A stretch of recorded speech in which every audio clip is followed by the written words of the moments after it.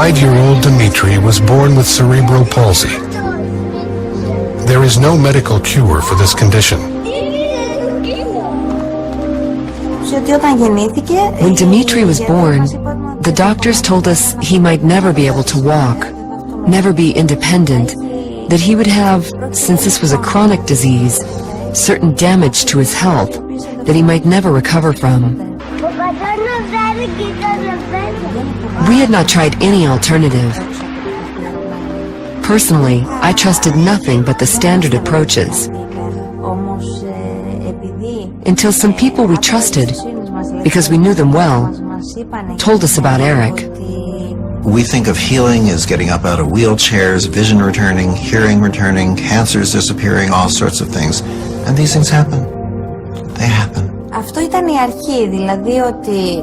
The idea initially was just to attend a seminar that might show us some ways to help Dmitri as a family. This little boy's parents came up and said, will I do a healing session after a presentation that I gave? And I said, well, they're closing the room, but let me finish signing these books and we'll get them to keep the room open for just a little bit longer. What's wrong? And they explained he had cerebral palsy.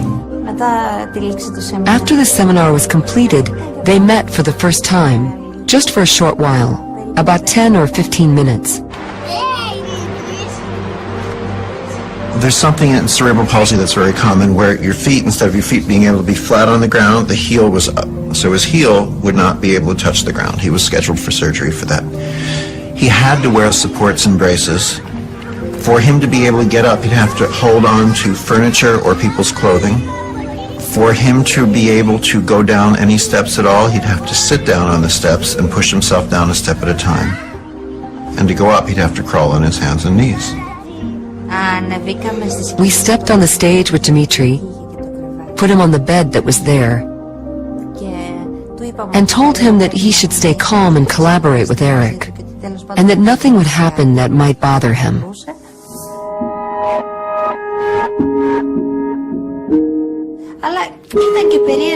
It was strange for us to think that this man was trying to heal him using his hands, and yet without actually touching him.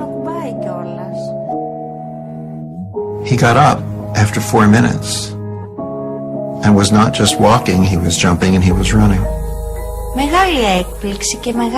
It was a huge surprise and a great joy for us. But at the same time, we were left wondering, how does this all work? So fast, so directly, and so effectively. He was walking properly, not standing on his tiptoes.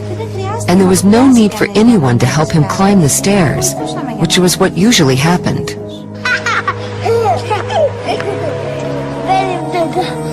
Other children may naturally walk up and down the stairs every day, but Dmitri was unable to do this, so accomplishing such things is very important for him. They brought him back down for another session. He had one hand that was closed. I didn't know. He looked at me in Greek. He said, look, I can open my hand. He was just 5. He said, it doesn't hurt anymore. He said, look, I can hold a glass and drink by myself. Now his fist is open. It is relaxed and cooperates with the left hand much better, which is very helpful. It's not closed into a fist, which bothered him a lot. And when he wants to give us a hug, he used to do it with only one hand. Now he gives a full hug and says, you see, I can do it. I'm a big boy now. Of course, his hand isn't fully functional yet, but together with the left hand, it works somehow, and he doesn't reject it. Perhaps the most fascinating aspect of reconnected healing is that it can be learned. Now, I didn't believe that this was something one can learn, I thought it was something only Eric was capable of doing. I didn't think I could acquire these skills too, and help you, my neighbor, my friend. But in the course of the program, right away we saw for ourselves that yes, you can indeed learn to help others. If you see the living example standing in front of your eyes, as we see our own child, then I think that yes, you believe it.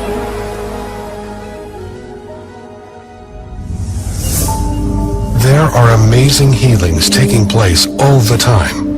Yet, traditional allopathic medicine has no model or explanation for how these healings can occur.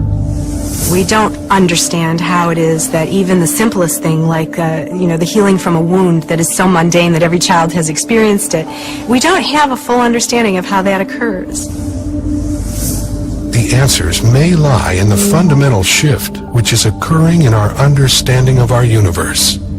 Virtually every ancient culture and every native culture has thought of the universe as a unity, as a circle, and man is being central to that. And it was only with the discoveries of Isaac Newton and René Descartes that ripped us out of the fabric of our universe and created this clockwork model where mind is separate from body and that we are separate from each other. And that idea of separation is the foundation of Western thinking. Now, Newton described a very well-behaved universe of separate things operating in space and time according to fixed laws. The idea of the body as machine. The body is this well-behaved machine with the two engines of the body being the brain and the heart, and the whole central orchestra being conducted by DNA. That's the model we have. And we think of various processes being localized in certain parts of the body. What's wrong with that is just about everything. Body is completely decentralized.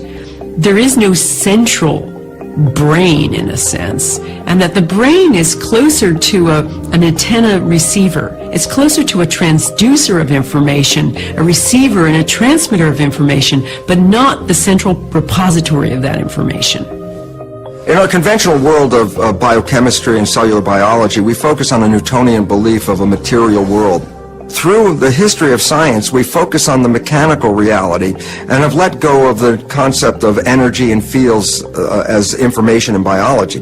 That's the Newtonian perspective that says, focus on the matter, don't pay attention to the rest of the stuff. Except that we're now recognizing that the mind, which is an energetic field of thought, which you can read with EEG wires on your brain, or even more interesting is a new process called magnetoencephalograph called MEG. While electroencephalograph, you put wires on the skin and read brain activity, magnetoencephalograph is a probe outside of the head, and it reads the fields of neural activity without even touching the body. So it basically says that when you're processing with your brain, you're broadcasting fields. 1875 to 1920 was this enormous growth of biochemistry, and it was then thought that chemistry is probably, we're a chemical machine. The answer is to put the right chemical in the body and you'll get better. To a point, that's correct, but it doesn't appear to be correct for chronic disease. It's correct in the short term. There was a major intellectual split going on at the time in physics, because the old Newtonian world, the clockwork universe, was going strong, and a few crackpots in Denmark, Germany, and to a lesser extent England, developed quantum physics and said that it doesn't work the way you said it works. It doesn't happen like that. And there were huge anomalies found in physics that could not be explained. And the upshot of this was that the old idea of a mechanical universe, where everything happens for a specific reason in its own way, had to be dropped. Quantum physics changed our perception of reality over 80 years ago. Surprisingly, this new viewpoint has yet to be incorporated into our current biology model. The main problem with the current biological model is that it's reductionist and mechanistic.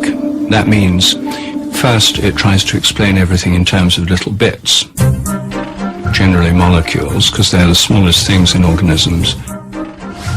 And secondly, it tries to treat the organism as a machine that works simply in terms of physics and chemistry. Chemical reaction in the body is supposed to be central, and the main reason it occurs, according to current theory, is through molecular collision, so that one molecule collides into another, and that's how they have this information, and how we have a cascade of chemical processes. Now, if you think of the usual cell, a cell is like a swimming pool, and molecules are like a couple of tennis balls in that swimming pool. And according to this theory, one tennis ball is supposed to find another tennis ball in this vast body of water and do so instantaneously. And that is supposed to account for all the millions of instantaneous activities that occur in our body at every second. And that's ludicrous. The existing control system of modern medicine is enzymes, hormones, not consciousness, not emotions, not body field. All that is there as your control system is enzymes and hormones. And we find this a bit inadequate to explain the whole majesty of human behavior and sickness and the whole darn thing. It's impossible.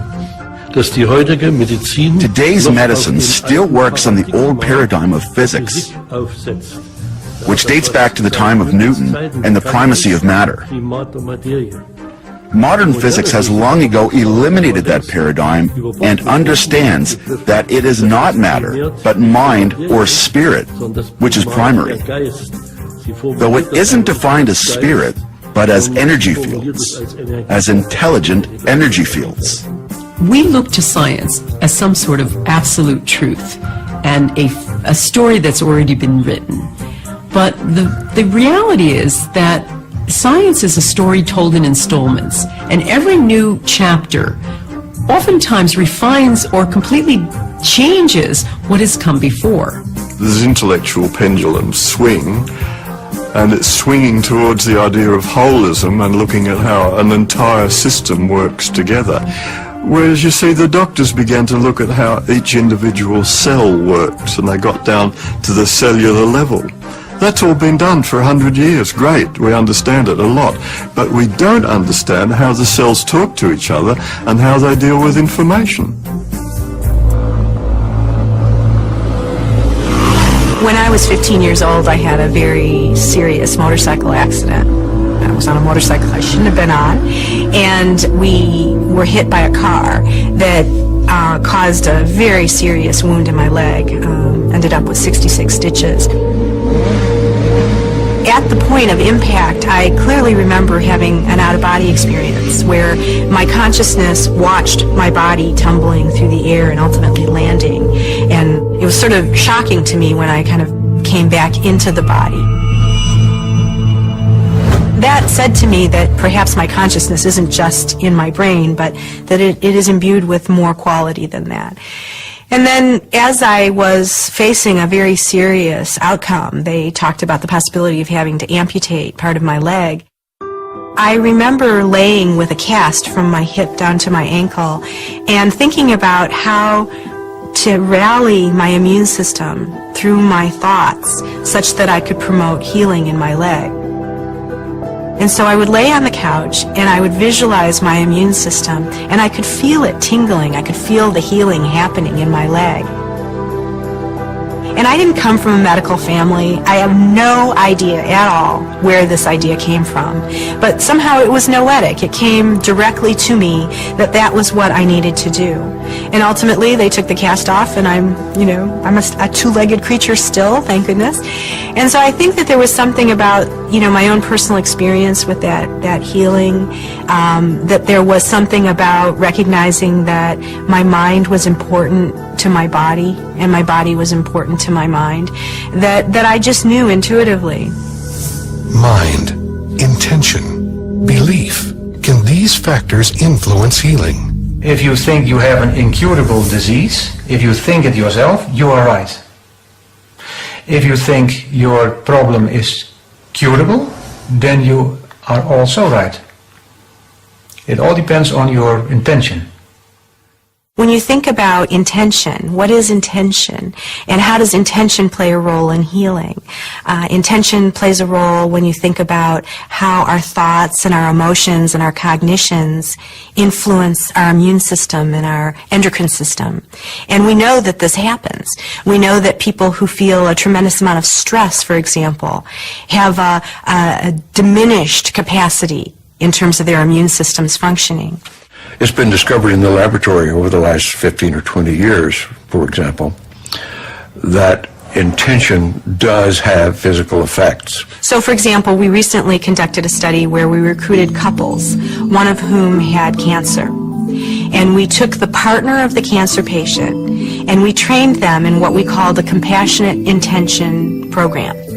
And so they were invited in to participate in a training program. A lot of it had to do with meditation. It had to do with heart opening. It had to do with subtle energies. And we took them through this training program, and then we asked them to go home and continue to practice this intervention for 8 weeks.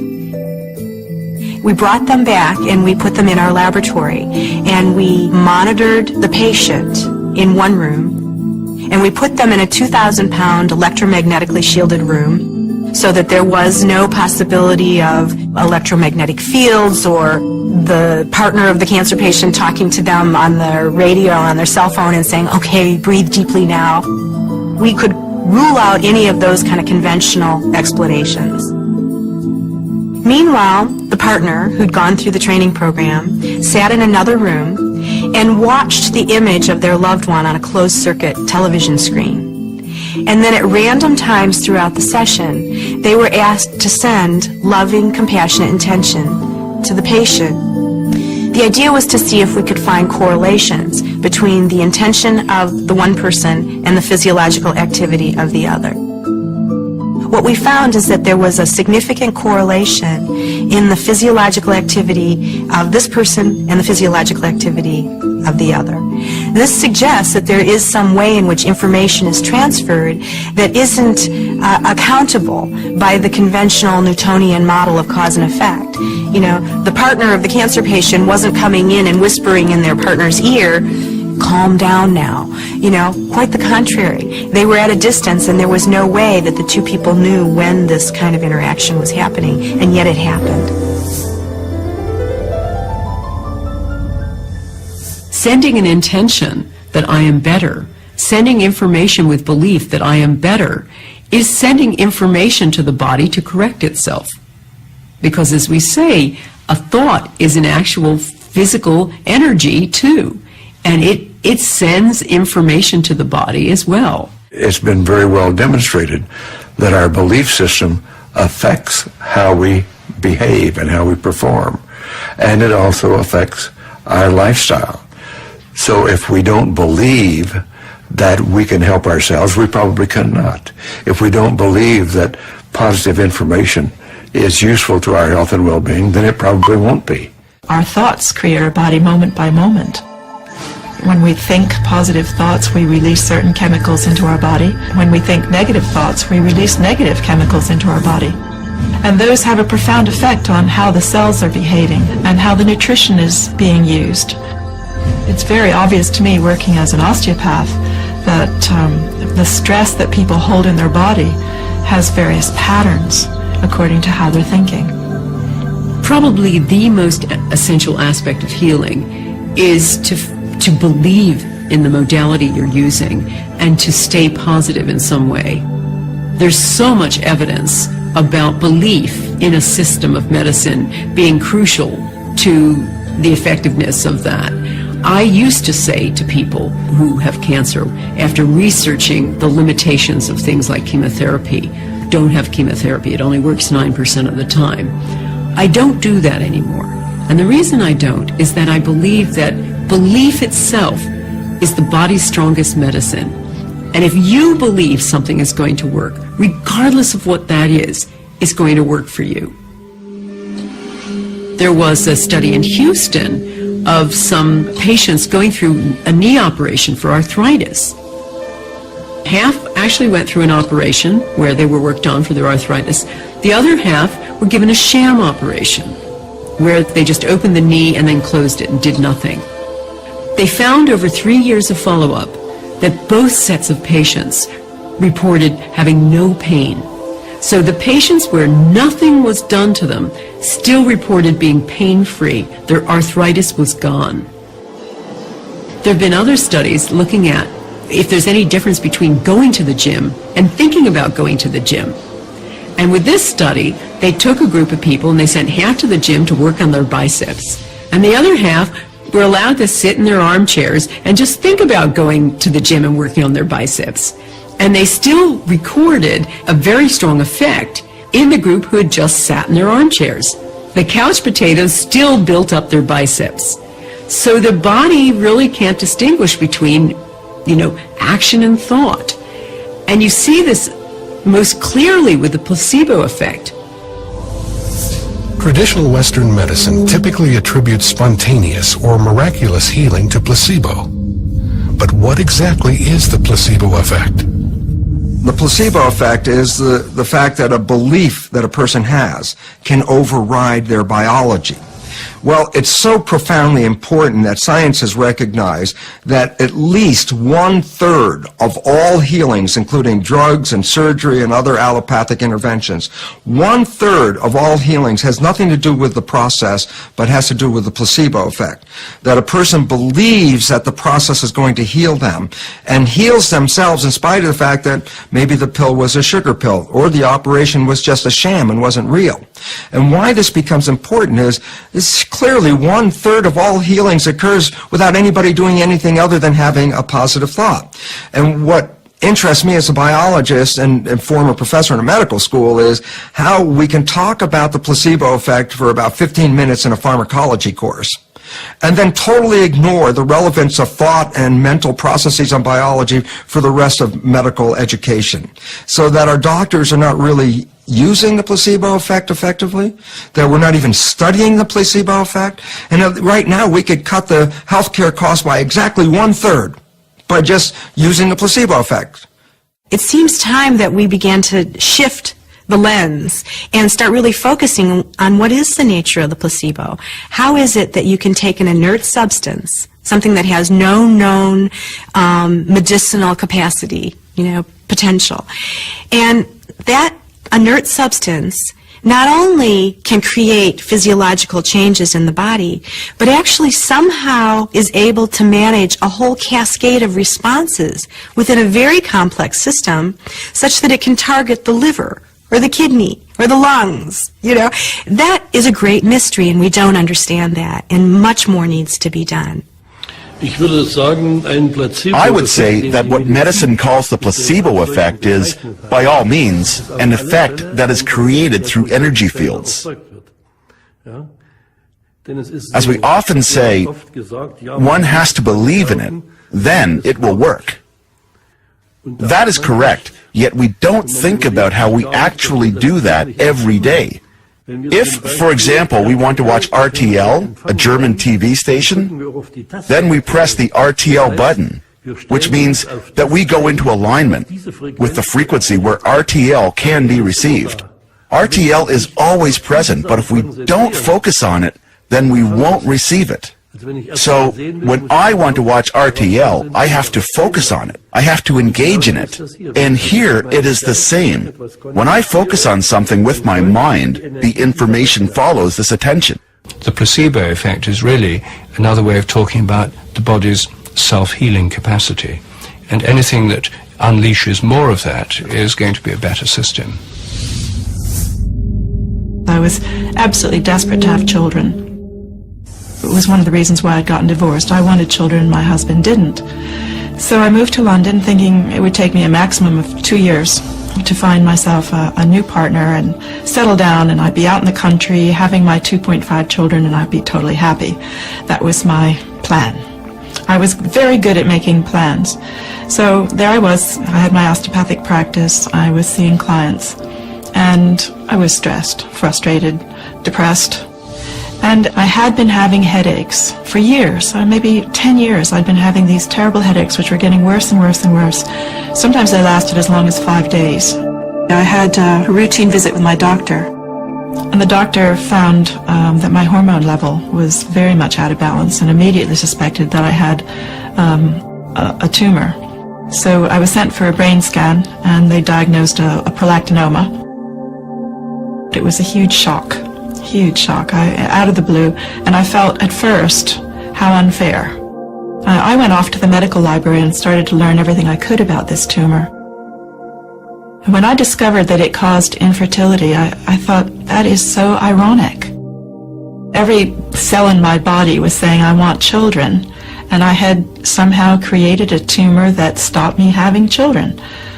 There had to be some reason for this. There had to be, this was too much of a coincidence, I thought. And I got very curious. Because of my alternative medicine background, I decided to treat it alternatively, rather than go for the orthodox drugs or surgery. Ariel decided to utilize neuro-linguistic programming, or NLP, to approach her tumor. So then I got into doing NLP at a much deeper level. Got through the master practitioner level, came home, and was totally inspired as to what I could actually do. I started to really understand what NLP was all about. NLP is a practical form of psychology, which starts from where you are now and looks at where you want to be and uncovers what's in the way. If you have, like my 5-day headaches, and you'd like to be without a tumor in your end state, the journey to get from square one to the end square is, what we actually start exploring with NLP. Ariel made some very interesting discoveries as she began working with NLP. Now, remember, I was the person who thought every cell in her body wanted children. And what I discovered was that deep down, that going back to early childhood, I had such an abhorrence of what my family had been like, that the last thing in the world part of me wanted was to be a mother. And this really shocked me. I thought I wanted one thing, and in fact, an unconscious part of me was going in a completely different direction. And when I understood the reasons why it didn't want children and what it was based on, I was able to kind of let go of that and allow it to be the way it was, and at least to understand why I'd created a life that didn't go down that path. One day, I heard myself shouting inside my head. It was like this little voice saying, I'm so sick of this. I just want to be rid of this whole nightmare. I want to be rid of this tumor. And I stopped in shock as I listened to this voice inside my head, and I went, wow, there's a lot of anger in there, a lot of frustration. That's a lot of self-attack. If I'm attacking my tumor with all those thoughts of wanting to get rid of it, that's murderous. That can't be healing. And I had never looked at healing in that way. And I realized then that every thought I'd had was actually about making it go away. Now, that's a conflict. That's a huge inner conflict. And I decided to look at that a little bit more closely. And I thought, well, what would be the opposite? It has to be acceptance. I thought to myself, well, what would it be like if I really accepted this tumor? And this was quite a few years later, but it was absolutely a turning point in my healing when I realized that my tumor had taken me down a journey I'd never planned.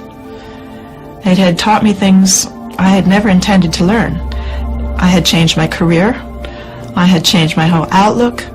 I had learned lots of things about myself and others. I had insights I'd never had before. I'd met amazing people, wonderful people all over the world. I'd had the support of people all over the world. And I realized I liked myself a lot better. And so I thought, okay, I can see that this tumor hasn't been totally bad. What if it has a purpose or a reason for being here? Because obviously it's done a good job so far. So if it's got a purpose for being here and it's still here, maybe there's still a purpose. What would happen if I gave it permission to stay for the rest of my life? It was 6 months after I had that realization and I got to the point of accepting the presence of my tumor. I had my routine blood test and went to see my specialist, and to my surprise, my hormone levels were completely normal. And when my doctor saw them, he just went, "Wow, that's incredible." And, I thought it had been a mistake. I thought maybe the blood test reading was wrong or something. I said, well, so much time has passed, and I'm older now. Maybe my hormones have changed. He said, no, can't be that. He said, this can only mean one thing. Your tumor has gone. And he said, this is a real credit to you. I don't know how you've done it. I don't know what you've been doing. But I have to tell you, I've seen you for 10 years, and you're not the same person you were 10 years ago. You are completely different.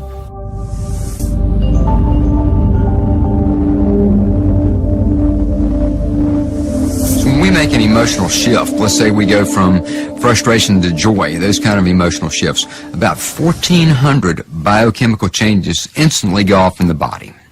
Now, if you think about the course of one day, all the emotions that we feel, the highs and the lows, and the myriad of emotional textures that occur through our perceptions during a day, you can see that emotions are creating lots and lots of changes in our physiology.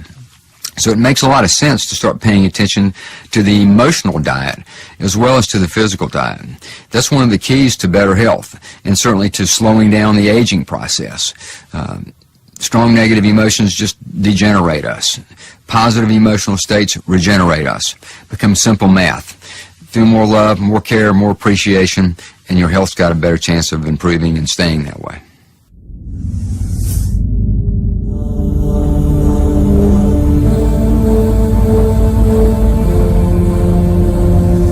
One of the most profound discoveries made really since the advent of quantum physics is a thing called the zero-point field. And what this is the energy exchange that goes on between subatomic particles. All subatomic particles engage in a little energy dance. It's almost like playing a game of basketball. They send energy back and forth to each other. And in that exchange, a thing called a virtual particle is created, just for less than the blink of an eye. Now, that little individual exchange isn't much energy. It's about a half a watt's worth. But when you multiply all of the subatomic particles doing this energy exchange across all things in all the universe, you come up with this unfathomable amount of energy, all happening out there in empty space, like some supercharged backdrop. While conventional biology focuses on the material stimuli, quantum physics reveals that it's the invisible stimuli that are much more important. There's a simple quote by Albert Einstein that makes sense out of this, and the quote is, "The field is the sole governing agency of the particle." What Einstein meant by this very simply is the field, the invisible energy forces around us. They are the sole governing agencies of the particle. Well, the particles matter. And so quantum physics says the character of matter is ultimately determined by the field. How then is healing communicated to another person? Well, you see, there's this field. We're not in this field, we are this field. We're denser, we're lighter in between, we're denser, we're lighter in between, or some people say we're lighter when we're physical form and we're denser in between. Whatever the aspect is, we're blips in this field of energy, of light, of information. We access this field all the time. We pull information from this field all the time. Every one of us has watched a flock of birds in flight and how it changes direction. Instantly, all birds in the flock change direction. So, it seems as if a superior bird brain controls all the birds simultaneously. That only works with the help of those fields, since the fields are able to transfer with no informational loss, and above all, instantaneously, with no time delay. Walk into any great cathedral in the United States, in Europe, anywhere, that's been standing for hundreds of years or more. And what you will experience is in that cathedral is a hush of awe, reverence, quiet, and it's a palpable experience.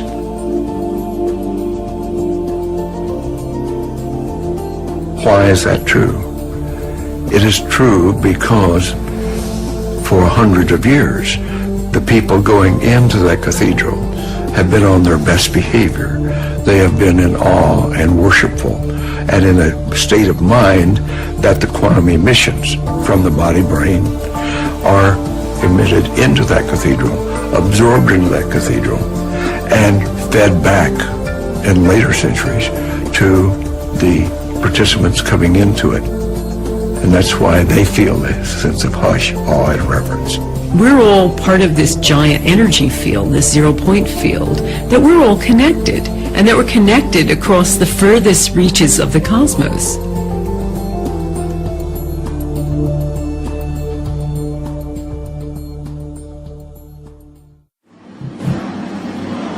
Watch an ice skater. There are things that they can do that are not describable in terms of nerve impulses. Nerve impulses and chemical reactions are too slow to explain the subtleties of life. Even now, if you look up the textbooks in psychology, in medicine or biology, and try to find out how the nervous system works, you're confronted with the discontinuity of the system. The nervous system is comprised of neuron cells that carry electrical and chemical impulses throughout the body. If you measure the impulses of the nervous system, we get some of them going at 200 miles an hour, whereas other of them going at 2 miles an hour, and I think those of the pain reflexes are very slow. How on earth the brain or any other part of the body can coordinate the nervous system and your very fine movements when these impulses are supposed to be traveling at many different speeds is just an impossible problem. If you're a dancer, for example, we're moving in 3 dimensions and you're moving in time. How on earth that person can coordinate all of these important dance steps is quite a mystery. This seems to be impossible with the contemporary model of the nervous system. We need a field theory to explain how the nervous system in all its complexity can coordinate everything that happens in the body. We now know, when you study nervous system activity, that the brain can start firing synchronous pulses throughout different areas of the brain virtually instantaneously. The significance of these coherence of these pulses that begin to fire when actually consciousness is functioning is when scientists looked at how fast you could coordinate all these different areas that were focusing at the same time, that the coherence of the firing was faster than the physical ability of cells to communicate from one area to the other. So basically, these results reveal that the brain is communicating on a higher level than through the physical transmission of nerves. Our brains also don't work the way we were taught in school. Learning isn't here, memory isn't here, speech isn't here, this isn't there, this isn't somewhere else. These aspects are diffuse throughout our brains, and we access it from the field. So it's as if there's this bandwidth of information that we're always in tune with, although not always consciously. We're understanding that the brain doesn't have precise addresses for certain things. No one's been able to find where memory is, for instance. And Carl Pribram did some amazing studies years ago, horrible studies, where they taught rats certain runs and then began systematically destroying the rats' brains. And they found that no matter how much of their brain they removed, the rats might have terrible motor skills from that, but they would still, over and over, remember the run. And from that, Pribram understood that you couldn't say that memory has one precise address, that it's much more delocalized. And in fact, most radically, that memory might not exist inside the skull at all, but maybe somewhere out here in the field. And so what you have instead of this localized, centralized system is much more of a paradigm where the body is an interaction. It's not something that ends here, it's something that ends out here. And that we have an interaction taking place between us and our environment, us and the field at every moment. I had an irregularity on a kidney that was discovered by an MRI. The physicians wanted to biopsy that, and I said, no, we're not going to do that. And I had a healer, Adam, a young man in Vancouver, who was developing his talents as a healer. He wanted to work on it. Over a period of a month, we did that once a week. Using just a photograph, Adam can perceive a person's body field in the form of a holographic image. He sees areas where the energy flow is blocked, which indicates illness or injury. Through his intention to heal, he manipulates energy and information to clear these blockages, allowing the body to change. I went back and had a sonogram made of that a month after diagnosis. The radiologist examined the data and said, whatever you're doing, keep doing it, that the irregularity in the kidney is smaller and disappearing. Went back 3 months after that, and later in 2003, after that, where the total healing period had been less than 6 months, and again had sonogram, and it was totally gone. Everything was regular again. Nearly all of the healings that I have worked with have been remote or at a distance, and it doesn't seem to make, the distance seems to have no effect at all, which would again suggest we're dealing with a quantum phenomena. The healer was in Vancouver, British Columbia. I was in Florida, the longest distance across the United States. I've continued then to experiment with different healing modes for different things with different people. But the mechanism is always the same. There's information being transferred, and there seems to be an energy transfer as well that's palpable. It now appears that our bodies are connected to the field, but what is the mechanism for this intercommunication? How can this connection take place? One possible solution, the biophoton. Biophotons are weak emissions of light emanating from the cells of all living things. We know we're sending out information with biophoton emissions because people like Fritz Popp have discovered that we are sending out tiny currents of light. We started to look for these photons. I knew from the beginning on that it must not be very high intensity, but it was clear that one should have these photons at all in a cell. In order to detect the biophotons, Professor Popp and his students needed a photomultiplier that was so sensitive it could see a candle over 12 miles away. When a living organism is placed in front of the photon detector, light emitting from the cells can be observed. We started with cucumber seedlings and later with other ones, and all living systems which we put into the instrument showed this very weak photon emission. Professor Popp theorizes that these biophoton emissions may be controlling our body's metabolism.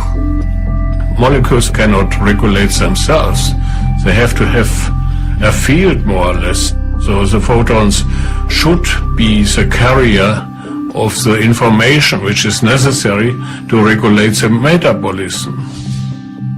These biophotons create a dynamic, coherent web of light within our bodies. Our bodies are constantly emitting light in the form of biophotons. Are these biophotons the body's control mechanism? Isn't that the function of our DNA, our genes? Genes are not controlling our biology. When we get issues running in families, for example, cancer, we immediately look at a genealogy chart and mark all the recipients of this cancer running through the family, and then turn around and say, look, genetics, this is running in the family, so there must be cancer genes. What they've left out of this very interesting piece of research that reveals that when children are adopted into families that have cancer, the adopted children will express the cancer with the same propensity as any natural child in that family.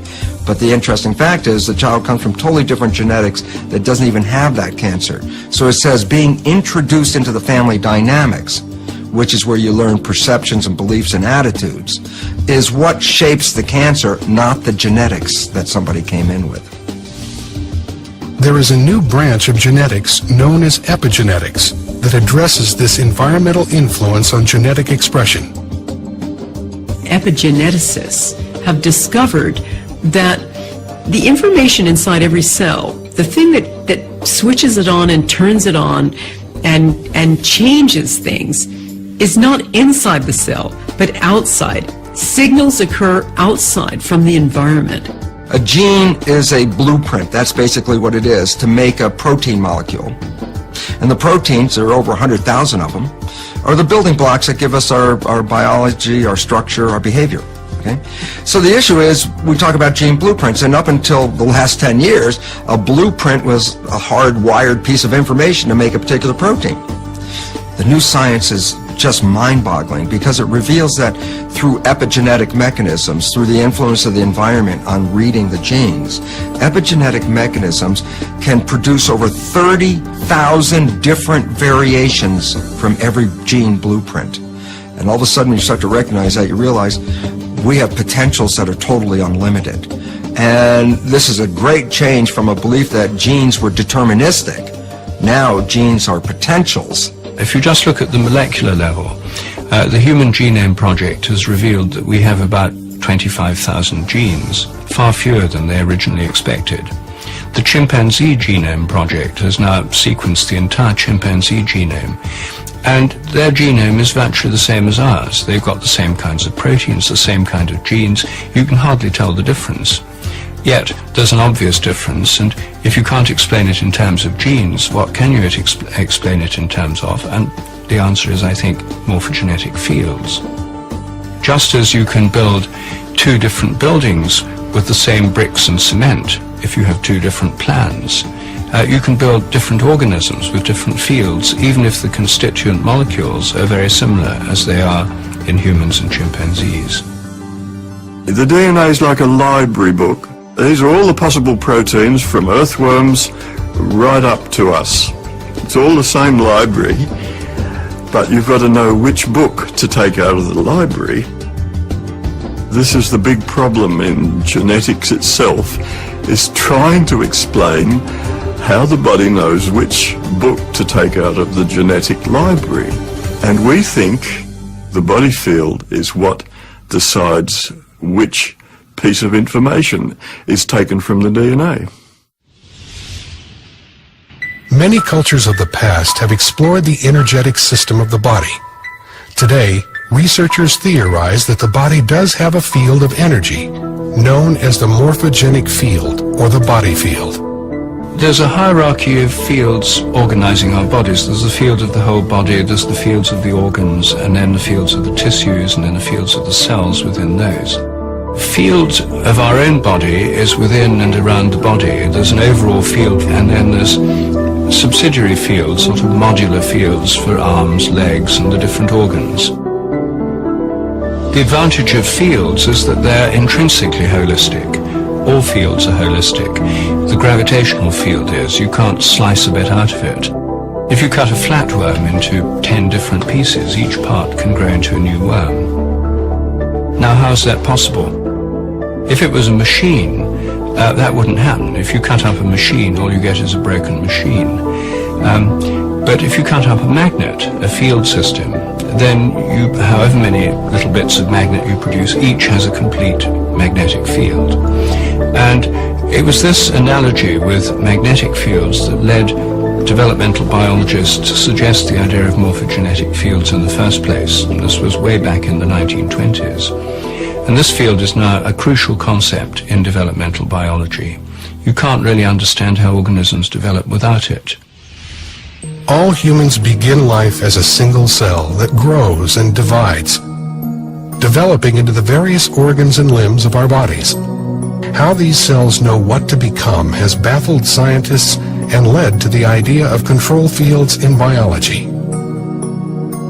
We've already found that there are different parts of the body field, some of which relate to the muscles and connective tissue.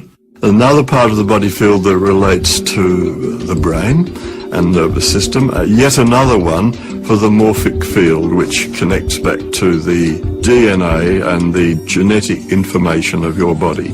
So it links up with medicine in many places, so it's not different from medicine, it's just going a little bit further conceptually. These energetic fields may provide the information necessary for controlling the body. How does the body know to maintain its temperature at a particular temperature? What decides, or who decides, what is going to be the correct blood pressure for that person? Nobody knows, and we're saying, as a holistic idea, the body field decides to turn all the knobs. Morphogenetic fields, or more generally fields of information, yes, are control systems over and above the molecular level, or the biochemical level. They're systems that organize the body, they organize the developing organism. Plants have them too, all animals have them. They maintain the form of the body, they help bodies to recover from disease or damage, they underlie regeneration, for example. We can go even further and could say that the human body actually is structured information, or in other words, that the human body is an energy field. An energy field of standing, stationary, scalar waves that are correspondingly organized, structured, and contain a great deal of information. And I think that we really need a field-based model of the body if we're ever going to be able to integrate different forms of healing or medicine into a coherent understanding. The body field is an energetic field filled with patterns of information. All of the organs in our bodies generate their own specific fields. One organ in particular seems to generate significant fields which affect the entire body. The heart is the emperor in the system, the liver and all the organs have other tasks, but the heart is overruling all. There's a concept in energy medicine called energy cardiology that says that the signals produced by the heart are all of regulatory importance. The heart is constantly emitting sound, pressure waves, heat, light, electrical, magnetic, and electromagnetic signals. All of the cells in the body are receiving these different kinds of signals at different times because they travel at different velocities through the circulatory system. The heart generates by far the largest rhythmic electromagnetic signal in the body. If you look at this magnetic field as a carrier wave, it's being modulated with information. So it's the carrier wave for information. And the work in our lab has shown quite clearly that it's modulated with emotional patterns. In other words, if we're feeling angry or frustrated, irritated, the information that's being imprinted on that magnetic field is very different than if we're feeling care or love or compassion towards that person. The heart has been found to have rhythmic beating patterns that can be incoherent or coherent. These patterns are closely linked to our emotions and how we feel. When the heart's rhythmic beating pattern is smooth and ordered, it's called a coherent rhythm. And that coherent rhythm entrains or synchronizes the brain rhythm, the nervous system, the bodily organs and glands all dance in harmony to that heart coherent rhythm. Positive emotions, what we tend to call positive, things like love, appreciation, care, forgiveness, gratitude, all lead to a very different kind of heart pattern than negative things. Like if we're feeling anger or irritation, anxiety, those create what are called incoherent rhythms or disordered patterns. On the other hand, we have the positive feelings when we're just appreciating the sunset and how beautiful it is. Our heart's beating out this what we call coherent rhythm. It's a sine wave-like pattern that the heart is sending to the brain. And we call it heart coherence because in research we find that the heart has to get into this synchronized, coherent, rhythmic pattern of heart rate in order for the rest of the brain and the nervous system and body to entrain and synchronize to that powerful rhythm. So it starts with the heart.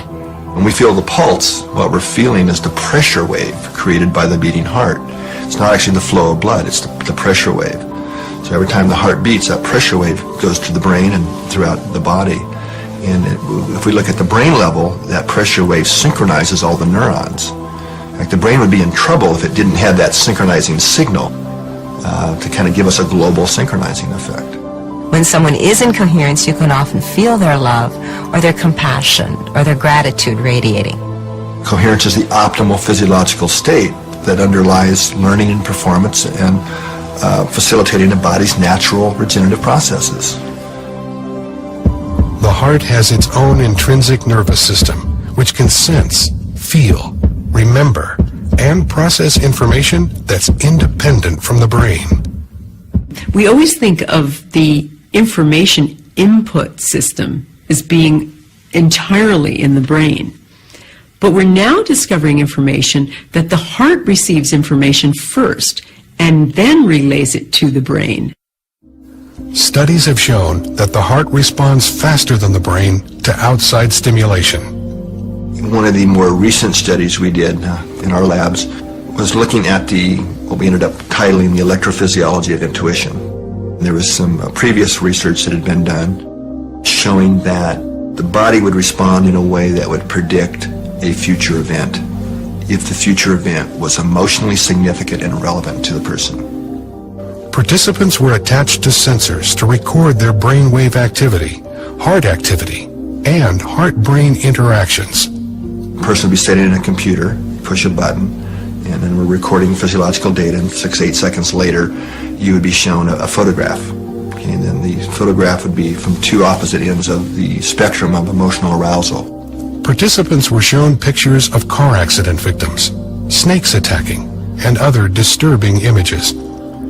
On the other end of the spectrum, the pictures included flowers or sunsets. The photographs were randomly assigned for display to the participants. What's key here is the computer assigned not only which photograph, but which type of photograph after the data was already recorded.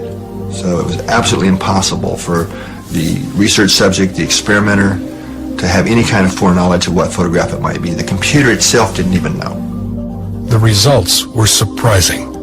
The body responded even before the picture was displayed. What we found was that not only did the body indeed respond prior to the event, seeing the picture in a way that would predict it, but it was the heart that responded first.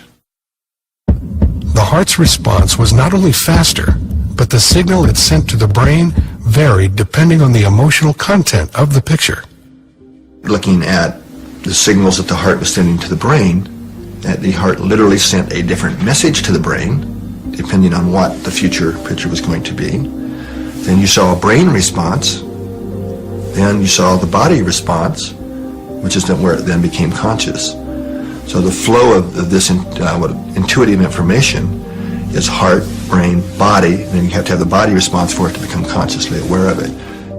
What these experiments reveal is changing our basic understanding of how the human body functions. It appears as though the heart and brain, later, have access to a field of information not bound by time and space. So if we're talking kind of quantum holographics or quantum physics, that's old news. So we're really starting to have ways now of showing that we really do have an energetic or an electronic system. And that's really primary, that it's really not bound by time and space. The heart is connected to a field of information and intelligence that's different but complementary to the field of the brain. It's very clear these neurons in the heart and the brain part have short and long-term memory. They process information. It's a functional brain. Other researchers theorize that the heart may be the master organ for imprinting information into the body field. There's a lot of neural tissue in the heart, and we believe that neural tissue is there in order to act as an imprinter for the hologram. The body's holographic body field is continually supplied with information via the pressure waves of the heart. Inside the heart there is an enormous amount of charge. Now the pressure waves in the presence of this charge inside the chamber of the heart is sufficient to imprint information. If the heart is transmitting or imprinting information, there must be a way for the cells in the body to receive that information. there are receptor protein cells on the outside of the cell which are simply there to receive environmental information. How is my day today? What is going on out there? What does the body want this little cell to do today? You see what I mean? There has to be intercellular communication, but there has to be one source so there can be one control system for the body.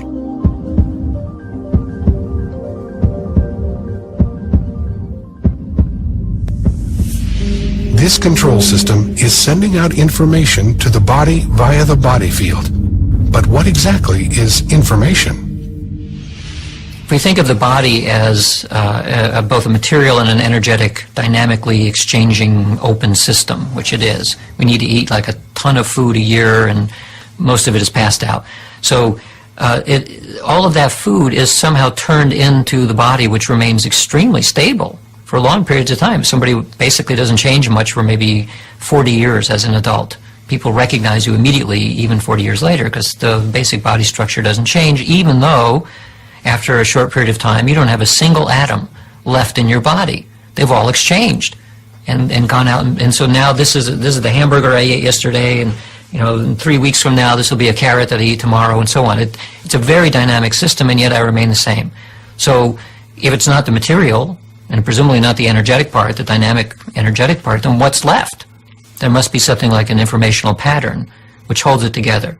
Many scientists who are on the frontier theorize that and have demonstrated that we're an information system and it's not entirely localized in our body, that we're accessing information from the field all the time.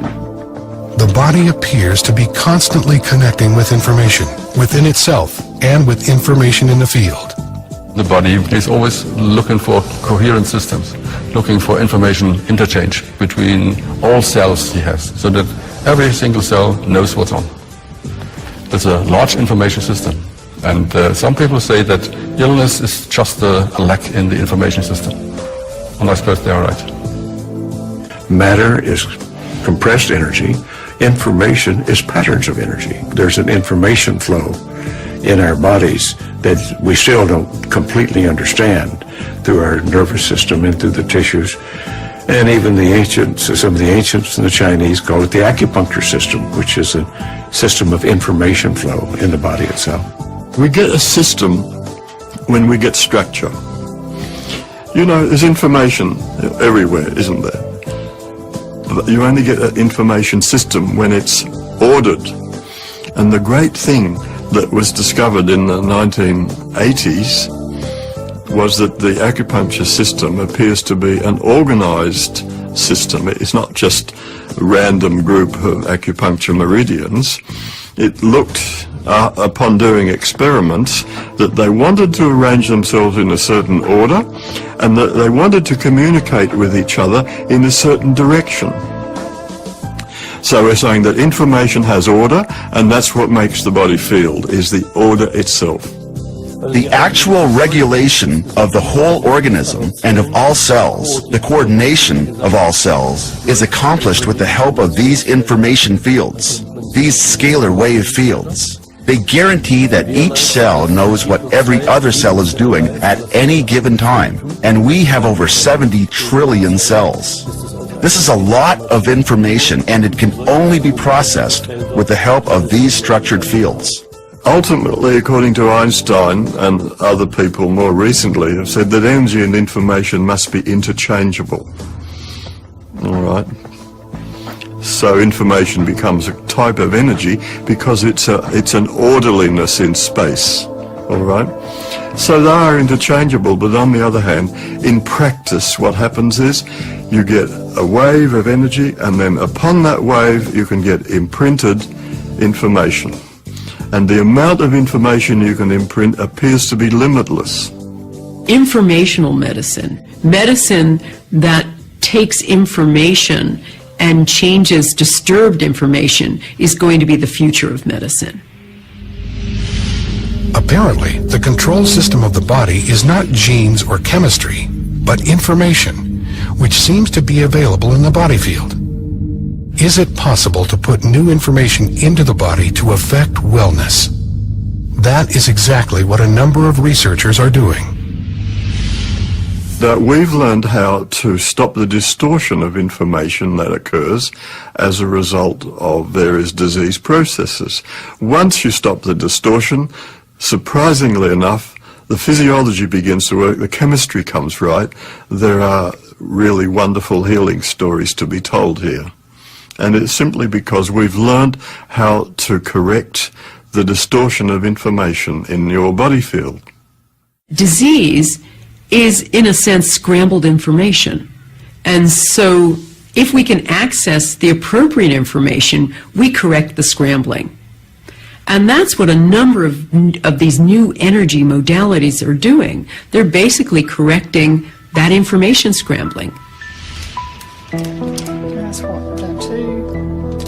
I was diagnosed with thyroid cancer when I was 20, which resulted in having to have surgery, and they removed all but a fourth of my thyroid gland.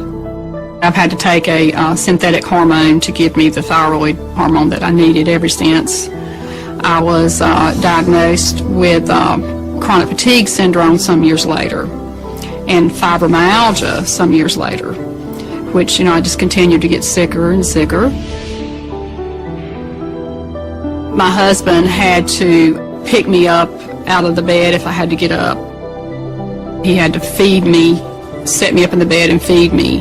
It got really bad to the point is where pretty much so bathed her and carried her from the bed to the bathroom and things of this nature just to for her to survive on a daily basis.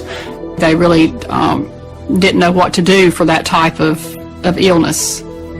I was pretty much told that you just kind of had to live with it. I couldn't help her, and no matter what she told me, what hurt or what felt bad or what was happening, I couldn't help her, and neither could anybody else, we didn't think.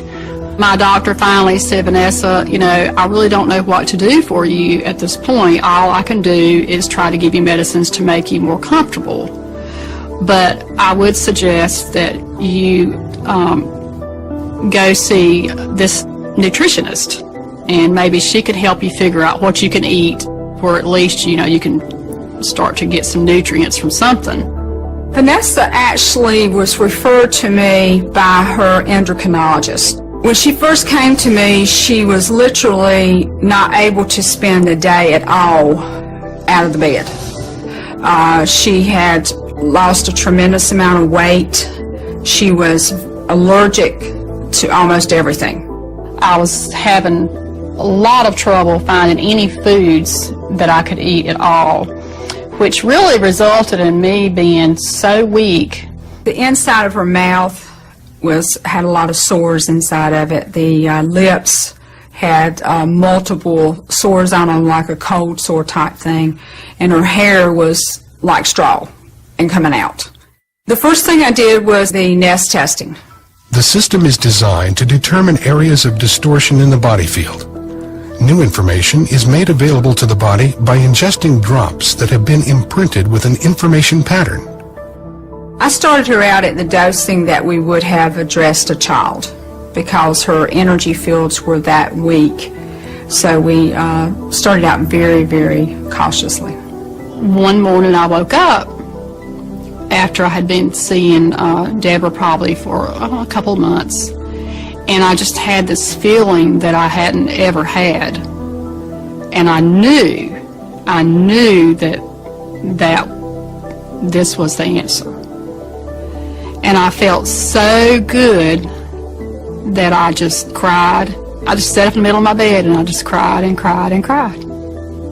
In about 6 months, she reached an energy level of where the body was beginning to transfer message more effectively, to where every layer that we went through, she was showing remarkable health changes.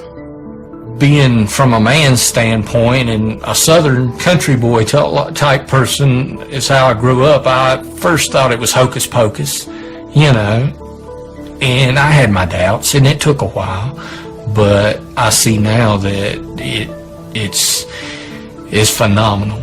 It truly is. I've become healthy enough to what I think is living a normal life again. because now I can clean my own house. I can cook my meals. I can even work in the yard. I can even wash my car. I can do things that I never thought I would ever be able to do again. It's 180 degrees from where it was. It's just a total turnaround.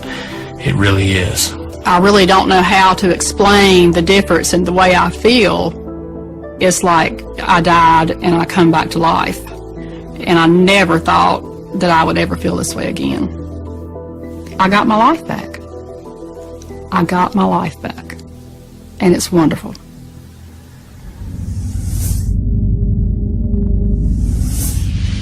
We're on the threshold of an entire new understanding of how disease happens, how information is transferred, and how to enhance information transfer within living systems.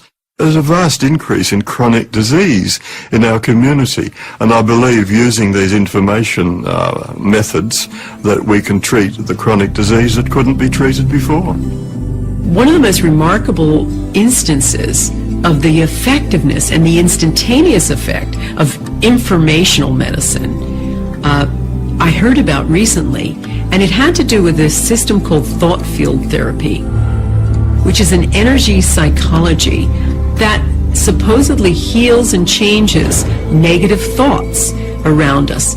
And the theory is that negative thoughts hang around us almost like a net, and they affect bodily systems.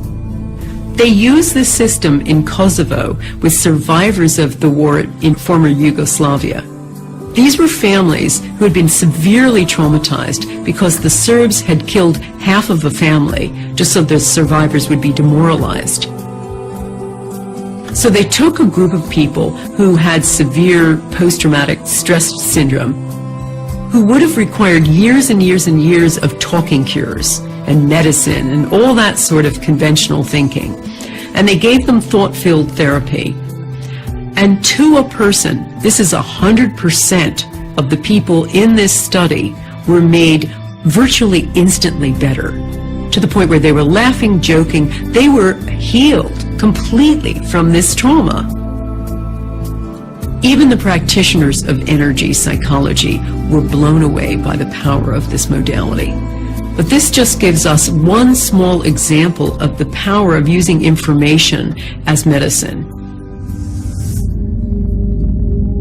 So the most important thing for people to do is to take total responsibility for their health. Not to think that it comes from outside themselves or that somebody else can give it to them. And by taking total responsibility, that may mean they have to start with choosing the thoughts that they think so that they are in a good state of mind, the state of mind that's most conducive to healing. One of the fundamental things that has to change in the future of medicine is this focus on the gene as being the solution to every illness.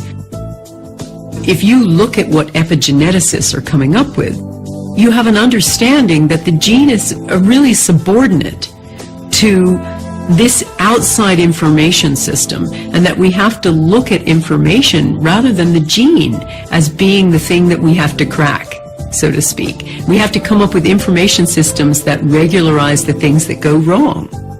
I think there is absolutely no question that healthcare today at a global level is in crisis. And it's a crisis of meaning, it's a crisis of economics, it's a crisis of leadership, and it's a crisis of our models and our understanding of what promotes or facilitates healing. We do things like we have a war on cancer. We try to destroy invading organisms. It's a warfare model of health and disease and how to treat disease. And the body really doesn't go for that. We have to learn from other cultures, from other traditions, from the observations of all the different kinds of healers that are working in our own cultures at the moment. We have to take the best of modern science and use it to integrate what's going on. What we need to do is foster a revolution that shifts our model from a disease-centered orientation to a healing-centered orientation. And once you begin to make that move, you are, responsive to a variety of different factors that can facilitate or enhance our natural healing capacities. I think we can rightly say the revolution has begun. Not just in my case, there are research workers all around the world who are thinking much the same and who have research data that we can incorporate into these new ideas of the body field. But I think now we have a viable scientific theory for how the body stores and accesses information. So we do have a medical revolution on our hands.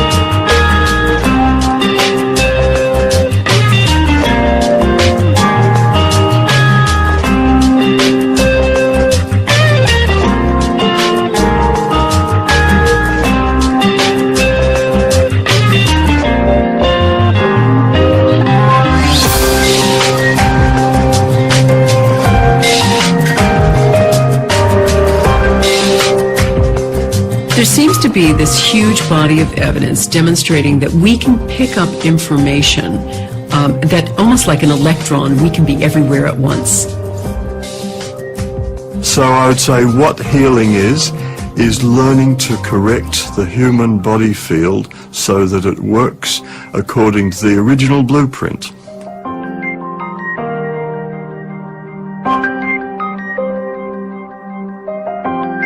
So ultimately what I'd like to see is a shift from this disease-centered to this healing-centered model, and recognizing that healing is a profound mystery and that we have so much to learn, and rather than presuming we have the answers, staying open to the possibility that there are new things that we can discover for how to enhance the human condition.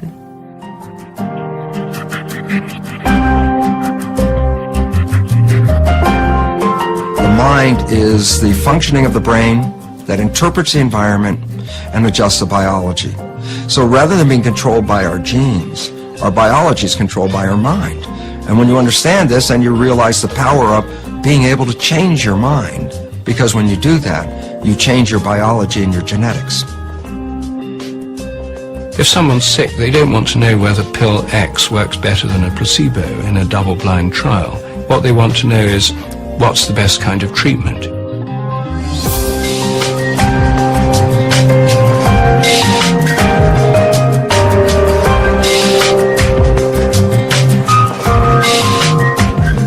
I believe that we are more powerful than we realize.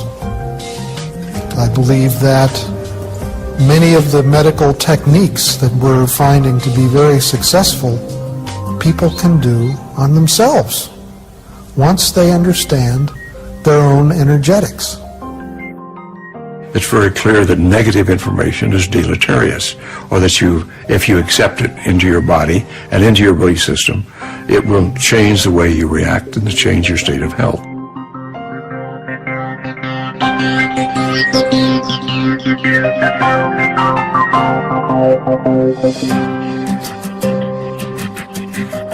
We know that from work by William Tiller and others, we found that when you begin to work with reconnective healing, there's an amount of, I believe he calls it, excess-free thermodynamic energy that is released. That if this were just energy or just energy healing instead of the reconnection, for this amount to be released and this change to happen in people, it would require that the room temperature rises over 300 degrees centigrade, which of course does not happen because we're accessing something new and something different.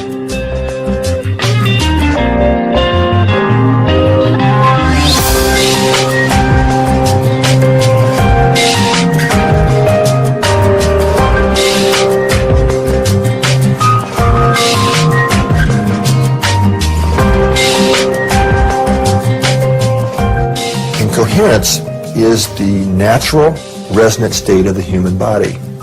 In other words, we do have, us humans, we have a resonant frequency. Okay? And it's also what we call the coherent state.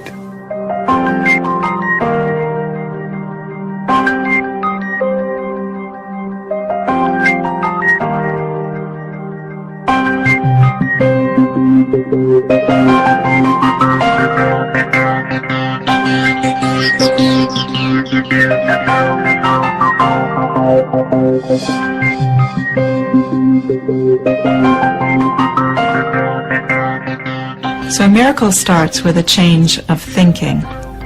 It's like when I changed my thinking about my tumor, and I decided it was my best friend and my guide, rather than it being the worst thing that had ever happened to me.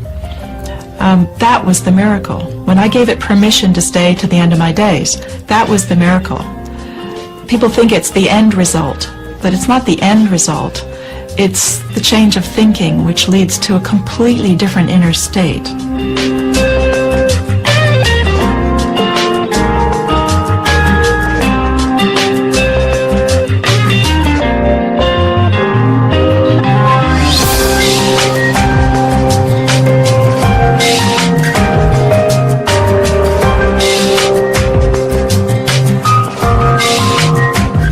You need both. You need the will to be healed and the good information from a therapist, from infoceuticals, whatever. Yes, of course. This has to come together. This has to match.